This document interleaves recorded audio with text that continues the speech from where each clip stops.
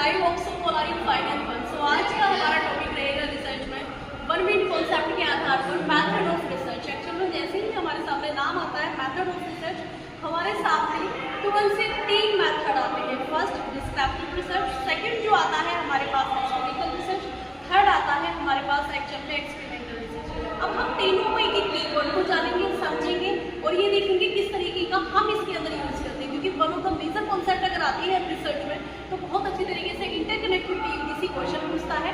तो descriptive research का है एक्चुअल में जो भी चीज़ें हैं हम उसको वैसे ही एज इट इज डिस्क्राइब करेंगे, यानी जो भी चीज़ वर्तमान के साथ ये रिलेट करती है, जैसे घटना घटी है उसका हम एज इट इज वर्णन कर देंगे। यानी सीधा सिंपल ऑप्शन है व्हाट और वेयर की ये बात करता है, वाई की बात नहीं करता है। अब बात करते हैं हम एक्चुअल में हिस्टोरिकल रिसर्च। हिस्टोरिकल रिसर्च क्या है, नाम से पता चल रहा है ना कि एक्चुअल में जो भी इवेंट हमारे पास्ट में हुए हैं उस पास्ट के इवेंट के साथ रिलेटेड, यानी पास्ट का जो भी इवेंट है, ओके, अब उसी इवेंट की हम प्रेजेंट में आके एनालिसिस करेंगे।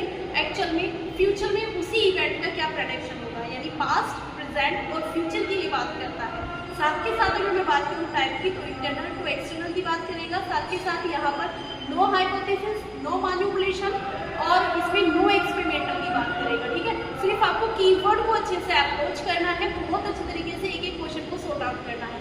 अब तीसरा पॉइंट हमारे सामने आता है रिसर्च का, एक्सपेरिमेंटल रिसर्च। जैसे ही एक्चुअल में एक्सपेरिमेंटल रिसर्च आता है तो एक्सपेरिमेंटल रिसर्च के साथ ही हम इंटैक्ट होते हैं, तो कॉज एंड इफेक्ट रिलेशनशिप को हम यहाँ फाइंड आउट करते हैं। यानी यहाँ study about variable, first independent variables to dependent variables. Independent variable में हम